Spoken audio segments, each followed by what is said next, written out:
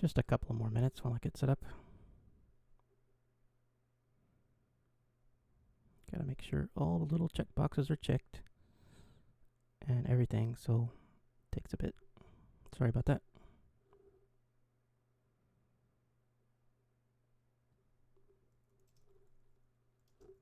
Hello, test. Okay. All right. With that, we will go ahead and get started. Seems like everything is in order, mostly. We'll see. All right, so today, let's talk about what we're talking about today. So we have the news. We don't have listener feedback this week. I was a little late getting my YouTube video posted, so that doesn't have any comments on it either. I only just posted it yesterday from last week, so it's about a week late. I had a lot of things going on personally, so this week was just tough. I knew it would be. It was a bunch of stuff, but it was planned. So that happens. Life gets in the way, right? And unfortunately, life takes precedence, right? So it's more important than this show. But with that, we will get started with this show. So listener feedback, done. We don't have any. Although I have heard just talking with some friends, a few friends. Let's see, Tina. I talked to Tina. She's a great streamer. TinaBug02. She's a great The Long Dark streamer. She plays the game The Long Dark. I play that. So we hit it off. She's talked about a couple of my shows, and we've gone back and forth about the news. So that's been nice to get some feedback from her, as well as a few others. So I appreciate it very much. Also, there's people I used to work with a long time ago that have started their own YouTube channel. And this YouTube channel is called The Original Security Guys. It's a couple of people from Oklahoma, and they have gotten together, and they're doing a cybersecurity show. Good for them. They're doing it all on YouTube, of course. But they have a way of breaking things down that are maybe complex items that happen in the news, or complex things you may have heard about that are security related, and they'll talk about them. So it's been great to see them as they go through their show too, and I wish them a good success too. So go check them out. It's called, just search for The Original Security Guys. You should see them. It's Randy and Calvin. So give them a big thumbs up for me if you happen to go interact with them, if they live stream or whatever. So let them know I said hello. In any case, let's get started with this show. And the way we're going to do that is we're going to go through the next part. Let me post that. Okay. So the first things we always do is listener feedback. We did listener feedback. There wasn't any, other than a little bit. Next, we're going to focus on the cybersecurity news for this week. So let's go through that. I always pick about 9 items so far. It's always been 9 items. I don't mean to always pick 9 items. It just happened to be that's the way it worked out. In fact, I thought it was going to be only 8, but one snuck in there at the end. So maybe it'll vary up and down a little bit. It could be 20. I don't know. It just depends on what's going on. Sometimes I just take a few items and squeeze them together into a couple of just one mention, maybe. So we'll see if that happens. But I'll try to keep it where it's reasonably coverable in, say, like an hour. So that's the goal. I don't try to get too much news.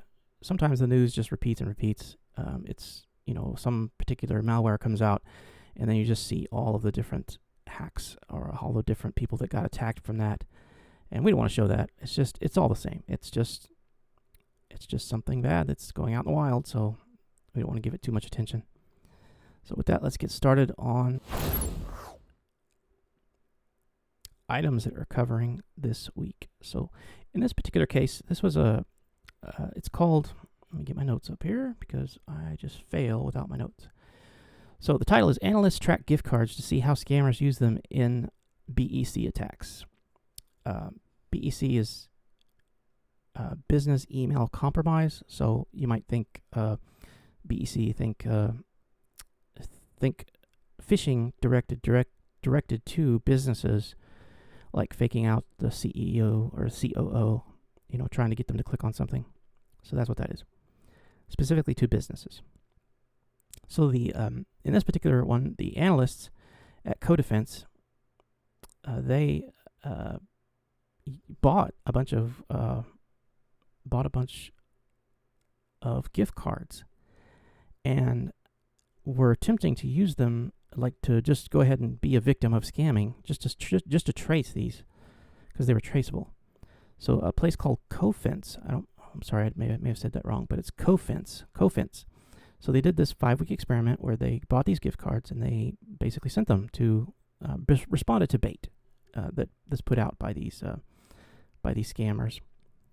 So they went to this local store, picked up these gift cards. Normally you're requested to do that when you're part of the scam, is they want you to go get $100, $500, go get a bunch of gift cards, and then basically send them the numbers off of them.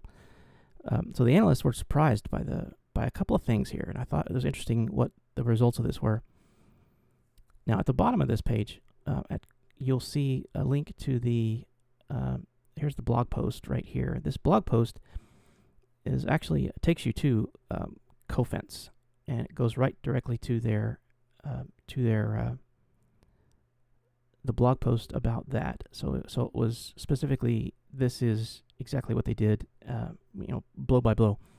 It's a fairly long blog post, and they talk about everything that happened as far as their getting back and forth with particular scammers and what they did, what exactly happened. But a couple of things that I just want to do high level, which is they were surprised by the swiftness, so they were able to just jump on these things. So as soon as they got a number, they would jump on it, and they would transfer the funds out. So it was very quick how they did it. So all in one case, it was resold. So the card was taken and then resold. But it was done within, it went to the point of a purchase within 24 hours. All but one of them was directly used and did something within 24 hours of being given out. So that it shows you how quickly this can go. Like how quickly that they're on it, that they take advantage of you. So if you've accidentally given a gift card out and you didn't, or it got stolen, you have very little time. Another analyst seemed to note, another high-level point, is that they seem to like brand-specific cards, and they'll push that way. In other words, they don't want these local cards that were more trackable, because they know that. They want cards that are like high-level, valuable cards, like Apple, Steam, Google Play. They were hesitant to track their trackable cards, but in all case, they took them. So they will take anything, but they did eventually take these trackable ones, but they are willing to do anything. So even though they'll prefer these other cards. So you can read the whole story. It's very interesting. It's on the first story about the story, if you want to say it that way, is on SC Magazine. So SC Magazine took up the story and told a little bit about it. But the original story is they'll direct you to, it's at Cofense, so you can read the blow by blow on that particular one. And it's kind of an interesting read. It's kind of like the Wired article I did a week ago or 2 weeks ago, where it kind of does a storytelling type of aspect of how things happen and what the scammers are doing and what exactly is going on there. So I enjoyed it for that reason. So let's go to the next story, and that is this one here.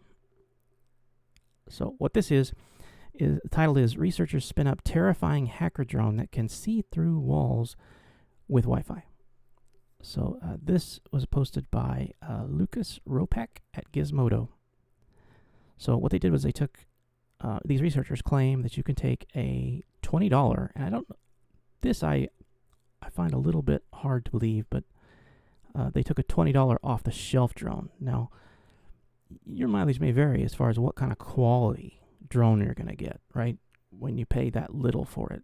So, think about that. But so it may take more than the $20 drone. But in any case, if you want to duplicate this. But apparently these researchers say they were able to do that. And what they can do is they can manipulate the data in the Wi-Fi networks.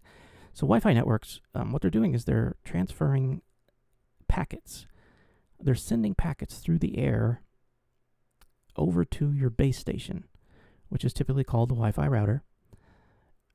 The way they construct these packets, you have a transit time in them. It's built in. So with that, you can basically, in a basic way, gauge how far away you are from something. So from the base station, for example, or even from another Wi-Fi device.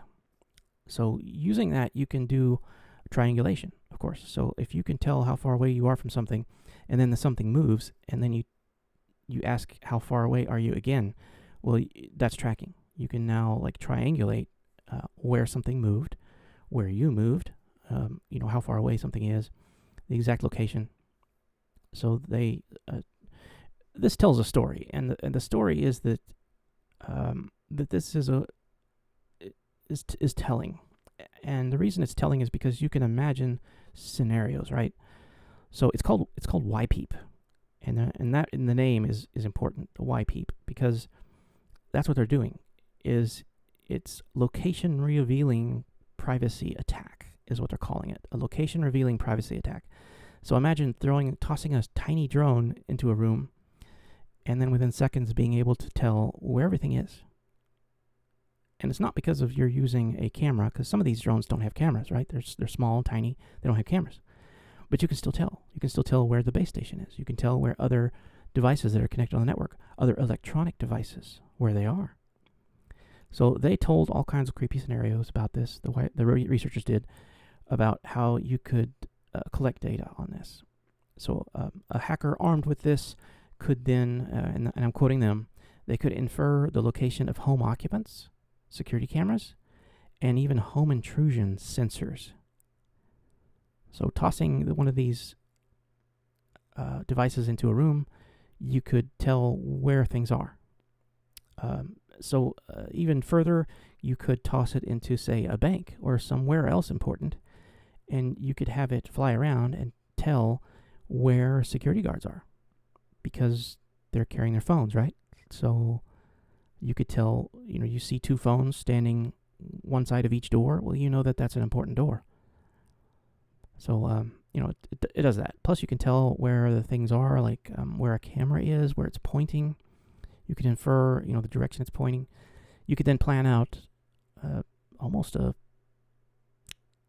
TV or movie scenario where, your agent is tossing a device out and having it fly around and figuring out where everything is.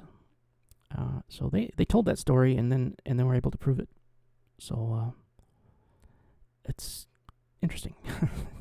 It back of the hair on the back of your head standing up kind of story, if you allow.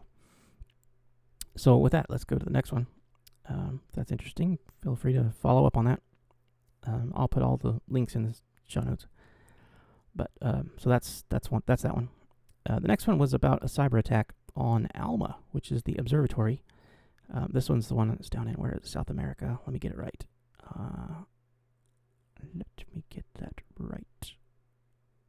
In Chile, they have this observatory down there, and it was able to the cyber attack.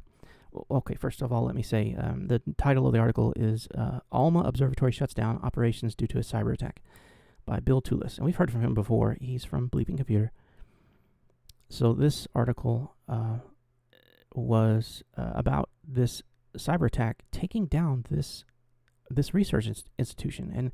And to me, that's telling. If they can just open up this attack and be able to stop your research, something's wrong. You need to have protections up that will allow you to continue business work, right? Now, I'm not talking about somebody that takes down your front website. Taking down your front website, and it maybe makes, taking payments are a little harder or something like that. Well, you can deal with that, right? You can work with your ISP. You can block traffic that looks odd. But you need to continue your business operation. So imagine somebody attacking you and everyone just goes home and you can no longer do business. See, you need to have better protection in that. So you could follow it and read what you read out of it too, but to me that just shouldn't happen.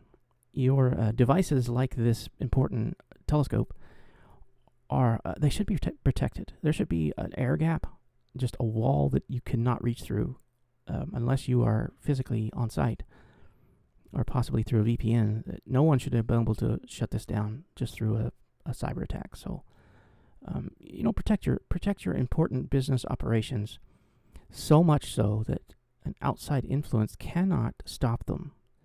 I can understand if your front website's down because it's being DOSed or something like that, but DOSes eventually stop, right? You can't keep it up. Someone's going to eventually find you. Their ISP is going to block them. Your ISP can block them. You'll deal with that. But to take down your business operations, that's important. If cyber attacks can pause, then that means they can halt or influence your research operations, and that's not a scenario that is a happy one, and that's the reason I wanted to point this out. With that, let's move to the next story. The next one is this one here. So, the UK NCSC says friendly spooks scanning British internet. So I thought this was interesting because here's it's by Akshaya Asokan. I'm going to totally butcher that, I know, but I tried. And it's from bankinfosecurity.com. So what they did here is the government has decided that they're going to use these 2 IP addresses to scan their entire country, right? So they put an email out that said that you could opt out, of course, too, but they're sending an email out basically saying, we're going to scan you, and it could come from either of these 2 IP addresses. So we're going to do this. So they let people know that they're going to do this. So they scan the internet for vulnerabilities from those 2 addresses. Scanning is not an original activity. I mean, hackers do it all the time, right? So, but in this case, it's the government itself doing a scan, and on purpose, to be able to see what the hackers see, right? So, I wonder if this is going to be a trend. I wonder if other countries would be able to maybe take this on. I wonder if maybe the United States could do this. If they could isolate all the IP addresses that are just in the United States, be able to perform a scan, and then work out a system where they follow up on the results, right? So that you can be able to do that. And of course, network administrators could email in and say, please opt out. We want to opt out because we have our own security, taking it into your own hands, basically, rather than allowing the government to scan you. And that's fine. You could also, you could have just gone to your firewall or to your ISP and say, please block these 2 addresses. And they would do it. It was nothing. I don't get the impression that it was a demand. It was just sort of a let's scan, see what's out there. I don't think it was any kind of drastic scan. It wasn't a scan that would bring down networks, but it was just a scan for basic vulnerabilities. This is something personally I would like to see. I would like to see, announced way in advance, comes from just a set forms of addresses, and then just see what's out there. And then you can maybe look at your own report. Some way to isolate out your data and then allow you to look at it. Or maybe they email you a report from your IPs. Stuff like that. I think that would be very interesting to pursue as maybe a ongoing policy. That would be interesting. So that's the reason I wanted to talk about that. So next, this one's a little strange, but bear with me. So a group called SocGholish, I guess it's more of a malware framework is what they're calling it. So SocGholish targets U.S. news sites in new attack campaign. So this is by Cyware Labs. You can get the article from cyware.com. Very rarely will I actually quote a website that is trying to get itself in the news.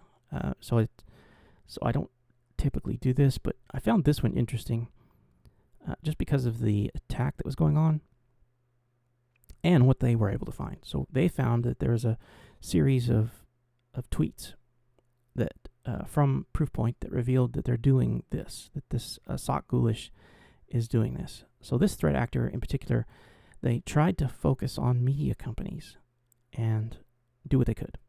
They sent malicious payloads to them to be able to masquerade as an update as a browser update.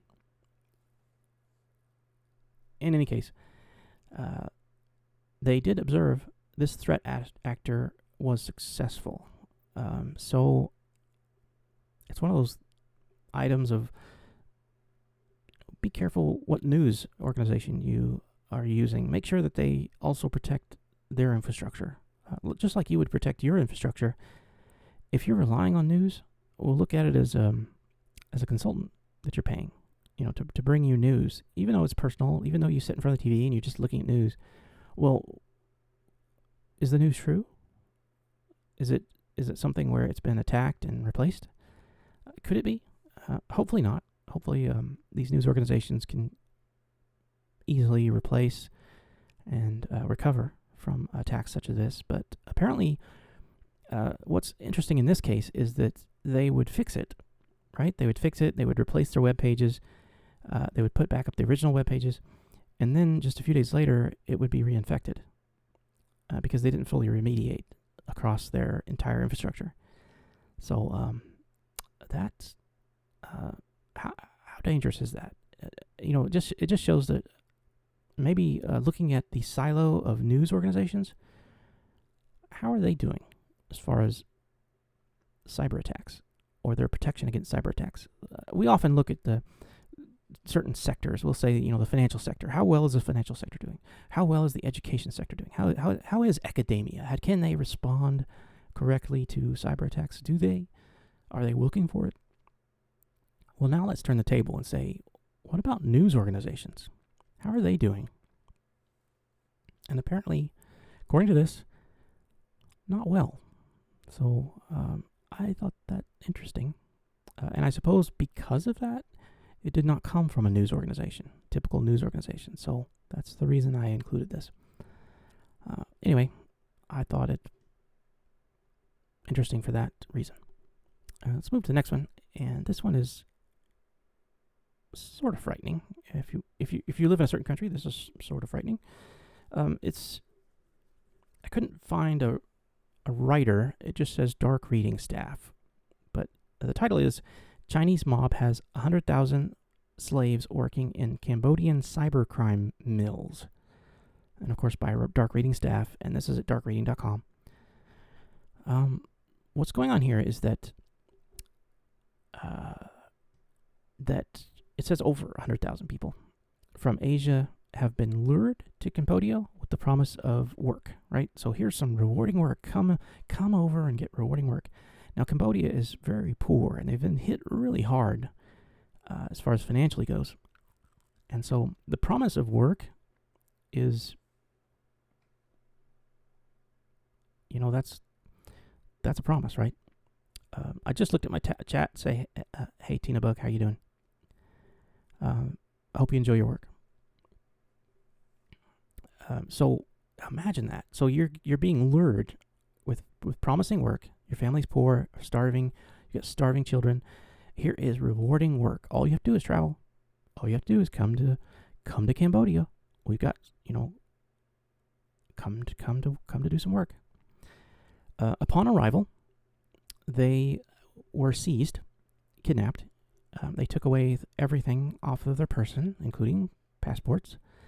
And then they were sat down at computers, and they were taught how to prey on others using things like gambling scams and romance scams. So it is claimed to be run by Chinese crime syndicates that are doing this to people. And they say, according to this article, it's due to the pandemic and the huge loss of income.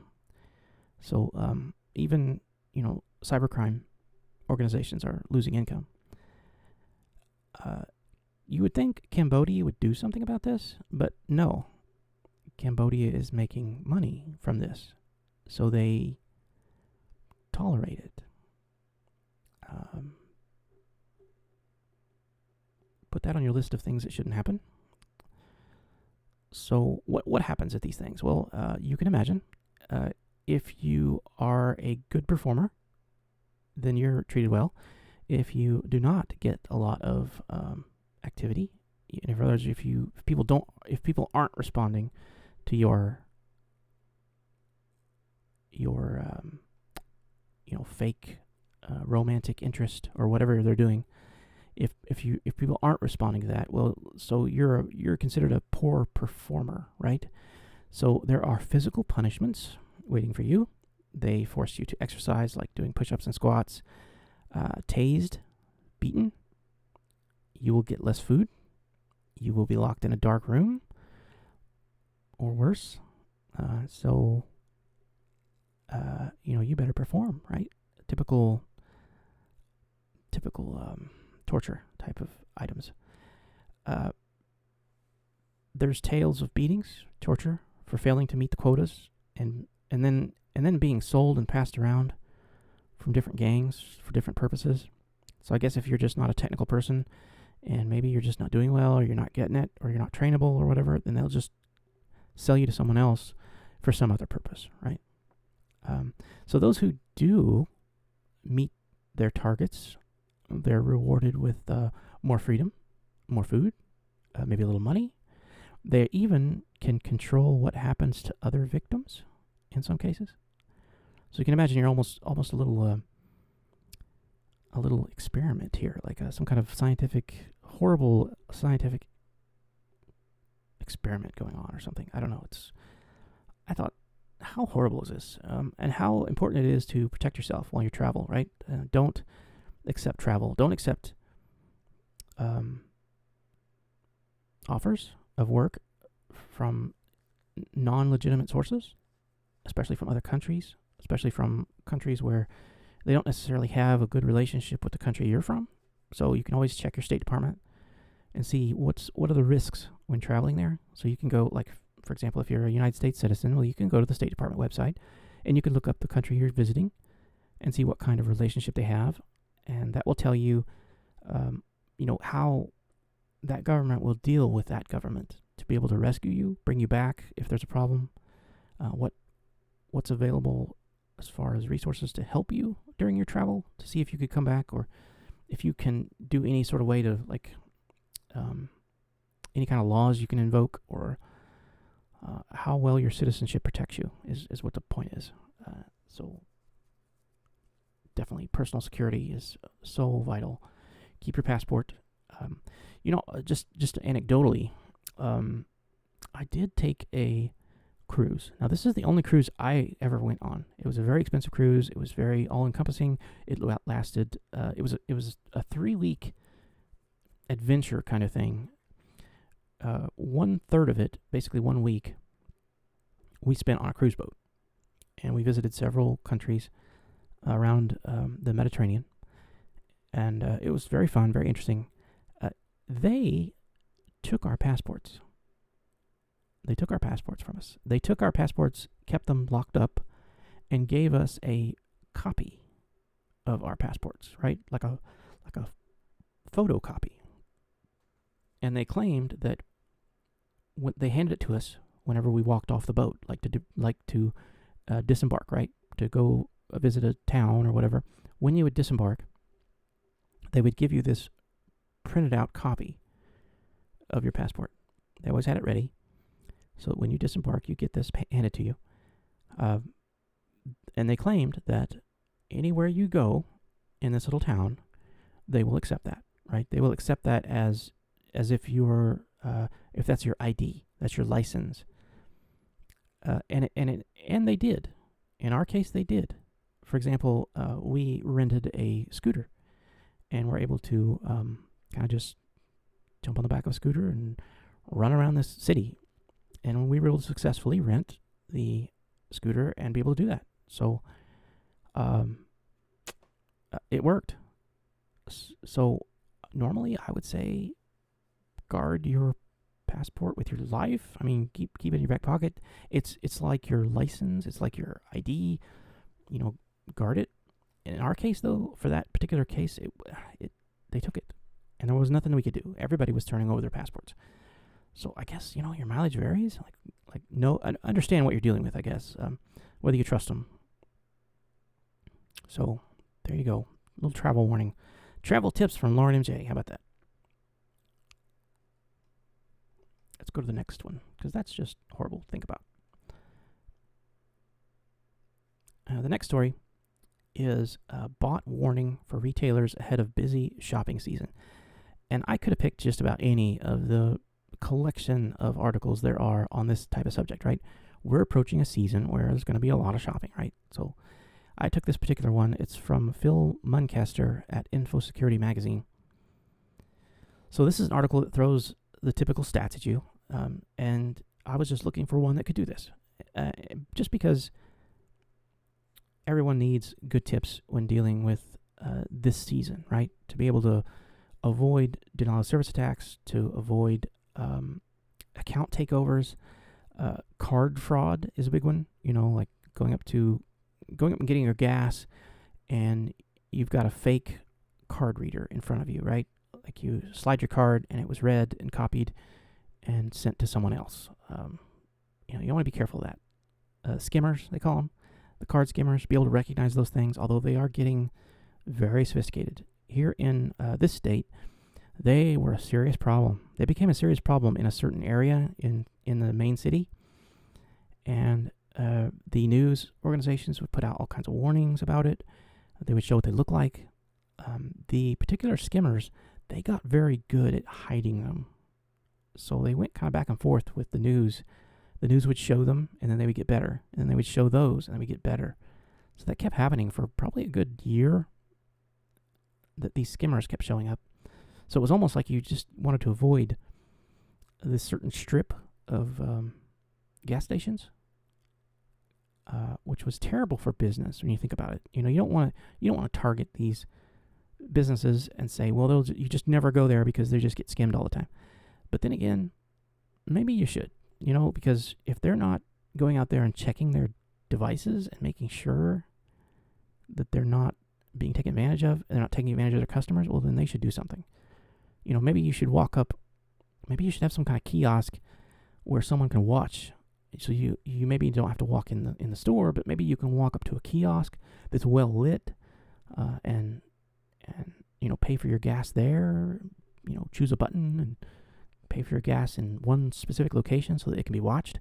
I don't know what the solution is, but you can do things. And even if you have to, for the day, disable your card readers and make everyone come in and pay for their cards, that's pay for the gas. That's fine. I mean, do what you got to do to get through things like this. But this area was just targeted, horribly targeted for a while. That they do those little skimmer things. So you just got to be careful. So what are the stats? Well, let's see. Bot-related attacks on retail sites surged 10% in October and another 34% in November of 2021. So we can expect the same in 2022, of course. So how bad is it? Well, 40% of the traffic on retailers' websites was bots, right? So this is, imagine 40% of your business is fake, right? Imagine 40% of the customers that walk into your business are not real customers. They're there to look around, poke things, try to take over, steal stuff. Imagine that. So that's what we're dealing with here, and it is bad. But it's worth thinking about, worth dealing with, and worth expecting. They will, of course, increase their activity. It is peak shopping year. And, of course, it ebbs and flows with the gift-giving, buying season. So, there you go. Pick any one of these articles, and, you'll see all these terrible statistics. How many are targeted, how, reinfection. So you get infected, you get a website infected, and then it gets reinfected a day later. So it's one of those things where you've just got to really learn from your mistakes, take this slow and easy, do all kinds of different shopping. Don't go to one place and do all of your shopping. That would probably be bad, because if you had a budget of $500 and you spend it all on one site, all $500 is gone. So that's something to think about. Anyway, it's worth throwing something out there because that's just the times we're living in, and it's also the season, right? So there you go. The next article, it's called Businesses That Want... Well, let me start again. Businesses want technologies that allow for passwordless workflows. This is by HelpNet Security. So helpnetsecurity.com put this article out. It was November 3rd. This is one of those things where you start seeing a buzzword, especially in the cybersecurity community. The buzzword is passwordless. So what does that mean? Well, it means lots of things. For example, you may open up your computer and it takes a picture of your face and it decides, well, that's really you. So it opens the computer, right? It logs you in. Or maybe your fingerprint. Or maybe it's the fact that you're wearing your watch. It will open up the computer for you. That is true. It can happen. That is passwordless. That's a passwordless entry into your computer. But that isn't exactly what we're talking about here. So imagine that extended, right? You've got let into your laptop with your face, right? Let's say that. Well, what about extending that to going into your bank, right? You go to your bank website, and instead of your bank asking for your username and password, it just lets you in. It lets you in because you've already authenticated that the person that's sitting in front of this web browser is the person that has the account, right? We know it's you. So we're just going to let you in. You see this a lot in enterprise. Once you've authenticated, you never need to authenticate again, right? So you don't sit down to your computer and then log into your computer and then open your email and then log into your email. You don't do that. What you do is you sit down, you log into your computer, and then your computer logs into everything for you from that point on. So that's an enterprise, right? Across an enterprise, you can be certain of certain protections. You can be certain that those protections are in place and working, right? Because you have an IT organization that's helping you and has already worked out this, right? But can that extend to other businesses, other places, other things that you do? So let's say that you're an Etsy creator, right? And your business is all on Etsy, right? So imagine someone stealing your Etsy account, right? They could take the money that you've made this week, which could be thousands of dollars, right? You had thousands of dollars in sales this week, and that thousands of dollars in sales disappears, right? Someone sent it somewhere else. So someone took over your account. Imagine that you use this, right? You log into your computer and you go to your Etsy account, which is this very high level, important business account of yours, and it just lets you in. You didn't have to put your password in because it's already you sitting in front of the web browser because we took a picture of it and your computer said that you were you. So Etsy trusts that you are you. What could go wrong? Well, as a cybersecurity person who's been in the business for 30 years, there are problems.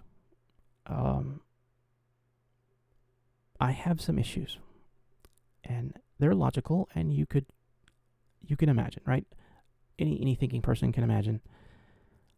What if you can insert something between the part where I got into my laptop and then I went to Etsy? What if I could insert something in there? In other words, what if I didn't really go to Etsy, but someone was using my computer and was proxying through it, right? So I'm on a different computer. I'm an attacker. I am using your computer as a jumping off point, and I just go to Etsy.com and it just lets me in. Didn't even ask me for a name and password because it thinks you are at the computer. That's a real scenario still. This technology doesn't eliminate that. It can't. How can it? Is my question. Because if you think about what it's doing, well, look at the technology. We've got to dig into it a little bit, right? And basically, this is a bunch of, just to start out with this in this article, it's a bunch of statistics about how enterprises love this, right? They love it because it's going to increase security 10% or 20% or whatever, right? They're getting some kind of kickback from their cyber insurance, making maybe their cyber insurance premiums are going a little lower this week because of this. Fine, but it doesn't mean that it's a silver bullet. Sorry.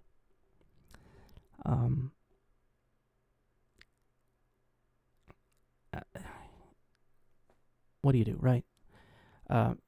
Like for example, here's a part in this article that I kind of liked. It's more of a like bringing this back to the ground here. Bad habits coexist alongside best practices. Yes, definitely. So everyone uses the two-factor authentication. Okay, fine. And that has been improving. Great. Two factors, great. That's wonderful. But almost everyone that does two-factor also reuses passwords. A lot of people use password managers. They still reuse passwords. Still, people are using documents on their computer to manage their passwords. They're still trying to remember their passwords. So if you try to remember your passwords, well, you only got 2 or 3. That's all you can remember. Maybe 5. That's it. That's the only passwords you can remember. You have a physical limit in your brain. So you have to rely on these password protection ideas, right? You have to either come up with some kind of idea of reusing passwords or being able to use some sort of device like a password manager.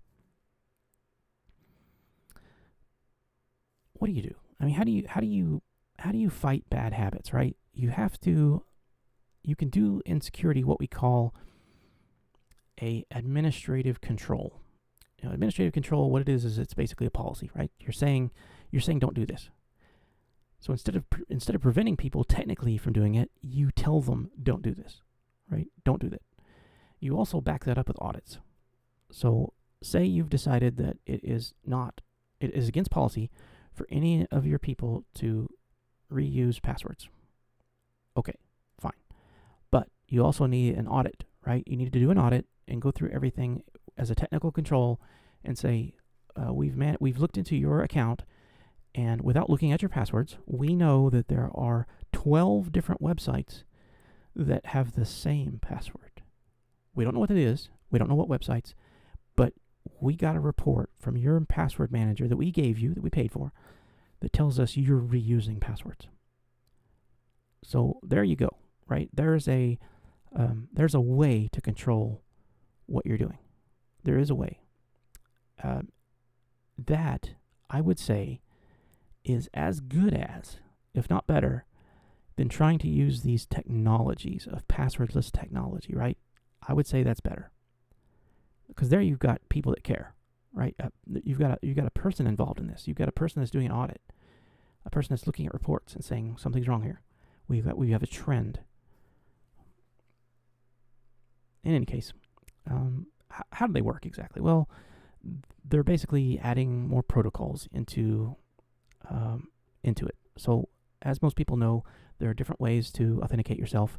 You can do things that the trick is there's 3 tiers, right? There's things you are, there's things you know,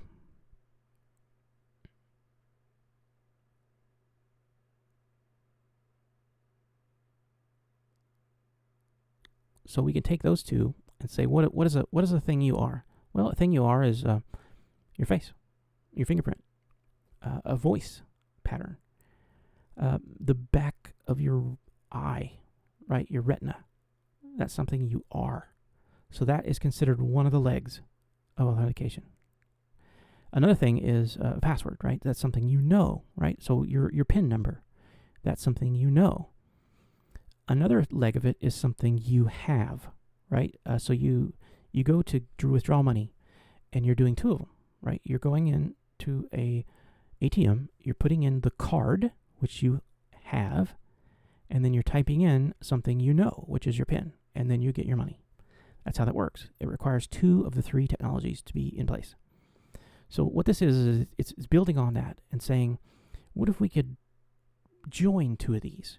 What if we could take the thing you are and join it with the thing you have?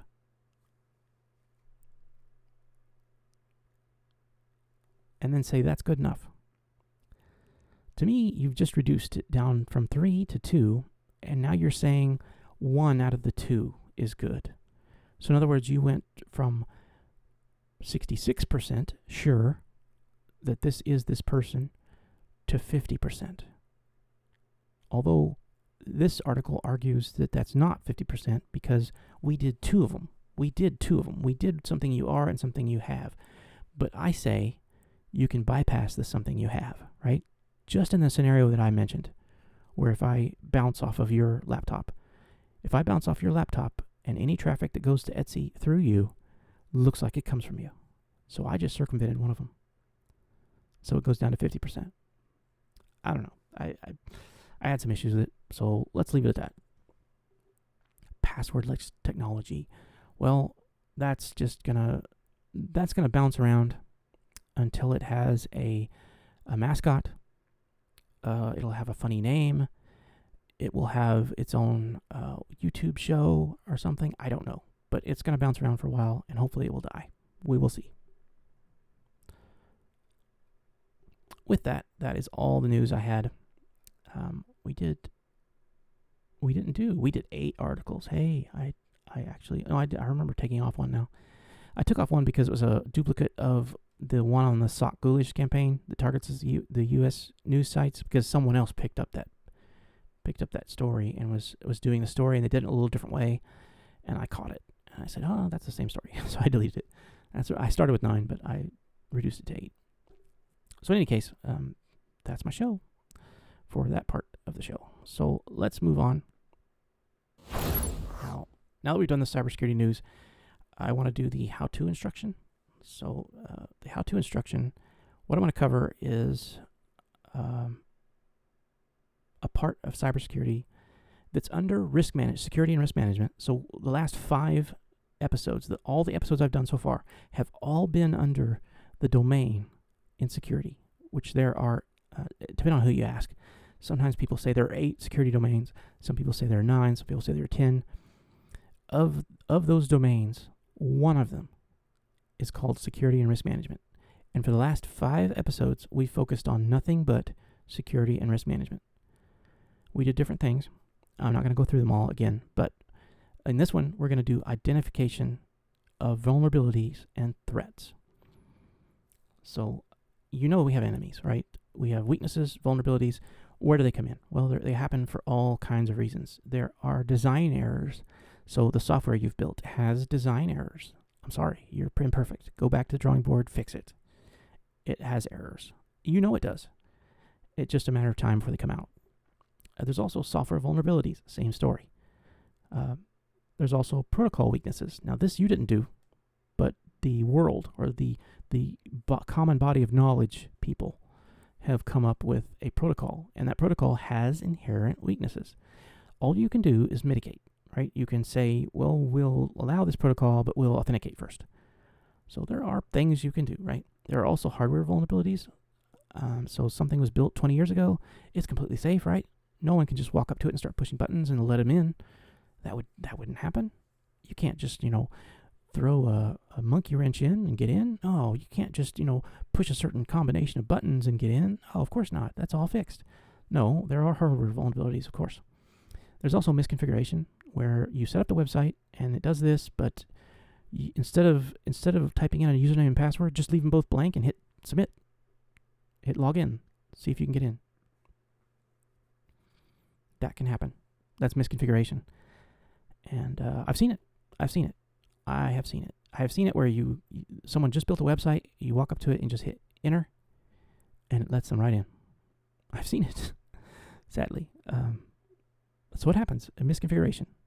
It's make sure your error codes are correct. Make sure that your error codes are being dealt with, instead of just erroring out and saying, okay, they're logged in. We need to error out and say, no, they're logged out. So shift them to the logout page. That kind of thing. There are all kinds of human factors. Silly humans, right? They're so squishy. There is malicious software. People invite things in, unfortunately. They get taken. And, going along with the human factors, where someone is on the phone or getting a text and it says to click here or else, and they do it, right? And so now they have malicious software in. And unfortunately, the first thing that happens when malicious software gets in is it invites 10 friends, right? So not only do you have one virus, you have 10. So you almost never have one virus. There are also physical access to network resources, where a person can fake a key or a card or steal someone's card or key, and then they can get in to a network device, and then they can reconfigure the network device so that it takes all of the unencrypted traffic and sends it across a port, and then they can just put a monitor in that port. I've seen things like land turtle. So do a Google search on that. Look for land turtle. That's LAN, and the word turtle, just like animal, turtle, land turtle. What it is it's a way of tossing a device onto a network, like just randomly walking into a business and just plugging something into an open port. That's what it is. And what it'll do is it will give the person who did it access into that network. So now they can walk out and leave, and it's like they're sitting on the network in that port. I've seen it. I have one. I went ahead and bought it, played with it. It works just fine, as intended. So what are the threats? Well, the threats come from all kinds of things. There's malware, and malware could be, it depends on how you define malware. A lot of people do it differently. Malware is lots of things. Well, it could be a virus, could be a worm, could be adware. Adware people take out of that list and say, no, that's just a PUP, P-U-P, a potentially unwanted program. Because some people like adware, right? That's the reason we say potentially unwanted, because some people may want it. Well, I know it's bad, but it gives me discount codes. It steals discount codes for me. I like it. Okay. There's Trojans, of course. So, download this and you'll be 10% happier. And then you download it and find out you've downloaded a Trojan. Ransomware, which of course encrypts your devices and then holds it for ransom. You have to type a password in, pay the fee and type a password in. There's, of course, spyware, which gets into more privacy. And then there's things that do damage, like wipers, which you download and then it wipes your system.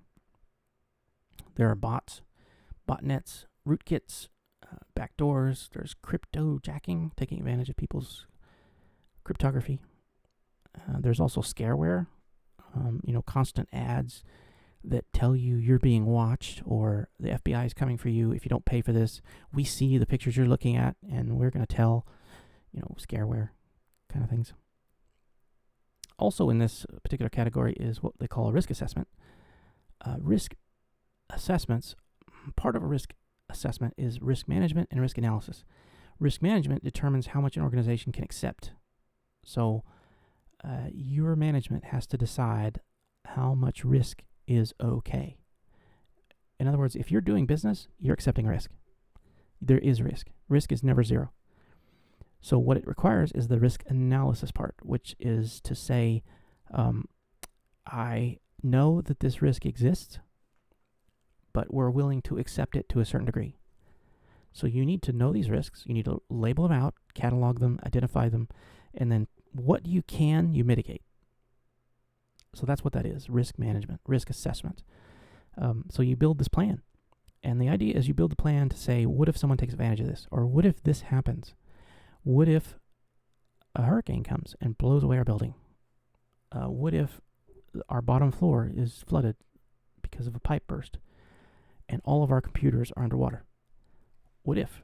You say what if a lot during the risk assessment. It includes enterprises. Enterprises need to do risk management. There is a product you can get from NIST, N-I-S-T. Go ahead and Google that. NIST provides a lot of documents to help get started with things like, if you've got an enterprise or if you've got a small home office or whatever.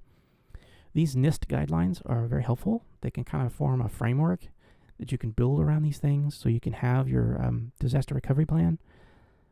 There's a lot of free stuff like that, and I would totally take advantage of it. And if you're already pretty mature, you can at least go look at them and make sure that you've checked all the boxes, right? Make sure there's nothing there that you didn't think of. So it helps you to do things. It helps you to categorize the information you've got. How much of a top secret is it? Is it a trademark? Is it a trade secret? What is it? And then you can take baseline security controls and tweak them. You can turn the knobs a little. You can supplement your security controls if you need to. For example, you can say, this risk is just too large. We're going to protect that part of the business differently. right? We're going to do something where someone calls in to purchase that or whatever. Whatever you need to do to make something happen a little differently, just because it's a risk, then do it. There's also document security controls, like passwords on documents, the destruction of documents once they're no longer needed, making sure you're training people to turn the page over, have it face the desk if it contains private information, especially if you have an office where people come in and out. If you're a loan advisor and you visit with clients all the time, well, what happened if you took the client's paperwork from the last session and you left it on the desk, right? You want to have a clean desk when the next customer walks in to do the loan. So, it's just basic type of things like that. You want to have it as a policy, right? You don't want to let something slip through and say, well, I didn't know I was supposed to do that. No, it's in the policy. You should have done this. You should have known. So that way someone doesn't slip out without any consequences. You want to be able to have somebody come around and assess those security controls. It could be internal. It could be external. That's fine. That's why people hire me to come in and say, look, here's the things I found. I tried this and it worked. I was able to get all the way into the bathroom in the back room in this corner, and I was able to get through the warehouse, and I did this. Someone did that without having any authorization. I got into your building. That's where you hire someone like me to be able to do that, to do basic scans of your network, to try to plug in somewhere, to try to go in and sit down in your lobby and plug in and see what happens. What do you allow me access to if I just plug in? It can be very telling, very scary to go through some of those things. But once you do it, you're so relieved because you see the problems, you deal with them, and it's a comfort level that you didn't have before when you do things like that. So those risk management, risk assessments, critically important. And then you have to also monitor them. You have to monitor everything. So you have some way, some log. If someone slides a card through a door, there's a log somewhere. It records that. Such and such used their card to authenticate themselves at that door on this date. And the date has to be right. You have to make sure that the time on your network is correct, because that's vitally important if you're going back through logs. What other kind of things can you do? Well, you can do controls, right? You can do things like you can check the reliability of your policies, like I was saying before, where you go back through an audit. But there are other types of controls. There are things like preventative controls. You can put a sign up, right, and say, hey, don't do this. It's designed to prevent things. You can divide the process of, for example, say you've got a payment transaction. You can divide that payment transaction into 3 steps and then make sure every step is checked so that way it reduces errors. So if you need to do that, do it. That's a preventative control. There's also detective controls, which is kind of like the log. You couldn't prevent it and it happened, but at least you can see it, right? You can see where that person tried that code at a door. It's designed to control things and do troubleshooting and identifying errors and issues. So they're basically post-incident, but they're detective controls. So you detected the problem, which is a whole lot better than missing it, right? There are also corrective controls. So let's say you went through an audit and something failed. Well, now you had the detective control happened. You went and looked, you audited, you see it in the log. Now you deal with it, right? You find the vulnerability and then you correct it. So there's a corrective control. So there's preventative, detective, corrective. And that's a cycle. You just continually go through this cycle. What can I prevent? If I can't prevent it, what can I detect? And once I've detected it, correct it so that it's prevented further. So you can enforce these policies so that they're functioning properly. With that wraps up educational portion. So that's all within, again, under security and risk management. By the way, we're going to be under security and risk management. I counted 10, I think. So if we wanted to cover each little portion under the security and risk management domain, which is under cybersecurity, my first 10 episodes are going to all be on security and risk management. All these different things under that topic. So we're going to be under it for a while. We still have a couple more to go.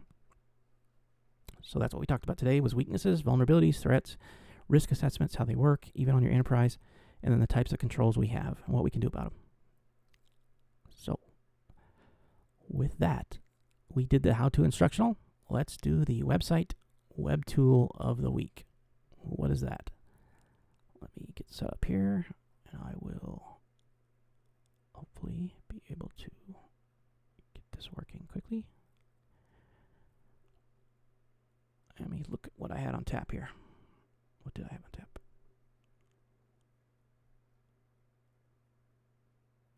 Here we go.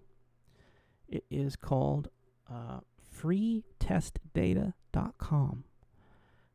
I know that whenever I'm doing a lot of testing of a particular application or whatever I'm doing, like I need data, right? I need to be able to try stuff, right? I need to test. You know, say I just built a website or just built a tool or I'm testing my app or whatever, and now I need to try things, right? I need to shove something in it to make sure that it works properly. Or maybe you just like to test something. You like to test your network. You like to see if that file can be transferred from one place to another. Well, you can grab a random file from your hard drive, right? Wouldn't you rather not do that? I mean, I'm just asking. So you're testing and you're playing with the network, and you're just going to take a document off your hard drive and say, let's make sure, let's drop it onto this folder and make sure it copies over there. Okay, yeah, it copies. Well, what if you forget to go back and delete it? And that was my, letter to my neighbor, or to help care for the dog. Or what if it was my landlord? A letter to my landlord telling him how much he's made me upset, or it could be anything. So let's not do that. Let's not grab a document from your hard drive. How about that? Let's just not do that. Let's do something else. Let's grab a random file. So here you go, freetestdata.com. So this is, what kind of file do you want? What do you want to test? Do you want to test video? Okay, well, that's fine.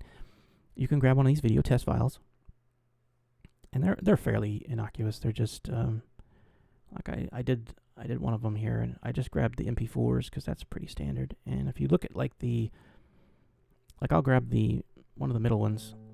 Here it is. So it's a video file. It's just showing. It's a static picture, but it's playing audio.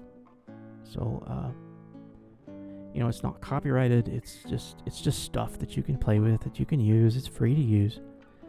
And here it is. It's just a video file. So it's got some stuff on the screen. Now maybe you don't want that. Maybe you want something that has movement on it. Well, you can grab a different one. This one in particular has no audio, but it does have video. So you're just looking at trees, walking through it. It's very low quality. You can see the grass looks terrible. This one's a very low quality one. But they're designed to be different sizes. For example, that's a 2 megabyte. The 1 megabyte's even worse. It's just got really bad artifacting on the video. So it's just meant to test a video, right? So say you're plugging something in and you want to test something and you want to show it up on the screen. Well, what if you're in a public area and you don't want to take your family photos, right? You don't want to take your home movies or the embarrassing video about your friend that you showed during the bachelor party and throw that up on the screen, right? To test the video in your lobby? How about let's not do that? So grab one of these, throw it up there. It's not copyrighted. It's not, just throw it up there. It's fine. There are all kinds of different videos. Let's see what this last one is. Okay, so this one has activity on it. This one's the largest. It just shows some traffic. It's only 13 seconds. It shows just a lot of busy movement, so you can play with that. There are other kinds of data too. There are audio files, so you can just click on certain things to listen to it. Ooh, that was loud. Sorry about that. There's all kinds of qualities, different qualities, so they're different sizes. So, if you need a 10 megabyte file, well, this is fine. It's just an audio file, and it's just junk, right? So, there you go. What about images? Like, say you're doing a presentation and you want to test a presentation. Well, you need images, right? So let's just play with the images. Let's bring up images, and they're dumb, they're stupid, they're just images, right? So that's fine. It's not that big a deal.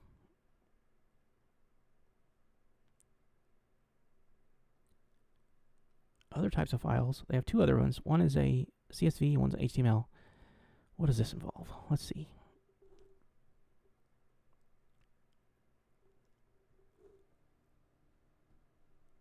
So this is a table of people that are fake. So here you have a bunch of fake data in a table form. So this is great. Put this into your database instead of using real data, right? Don't use real data. Don't do that. There have been many compromises because people took real data and turned it into fake data and then used that. It's not fake data. That is people's information. So this is not people's information. This is just junk, right? So it's you're free to use it, and it can be so much better. It's just better to be able to use this fake data so that you don't hurt anybody. Nothing important is compromised. So anyway, I thought it was helpful. freetestdata.com if you need to test something. If you're a developer, you need to test something, or if you're testing some process that you're doing, where maybe you're transferring spreadsheets around or whatever. Don't throw real data in there. Throw some test data first until you get it all the process worked out. Then you can shore up your security, and then once you've got that shored up, then you can put real data out there. So just something to do, a tip. There you go. So that's it. That's all I've for my show. That is the show today. And I have, for the first time, gone over 1 hour. It's 1 hour and 10 minutes. Wow. Okay, I'm just chatty today, I guess. Anyway, I thank you for hanging out. Thank you very much. I've been getting a lot of follows lately. I appreciate that very much. Up to over 50 followers now, so I appreciate it. My YouTube's even been getting a little bit of activity, so I thank you for that, and I appreciate you hanging out with me. And with that, I'll say take care.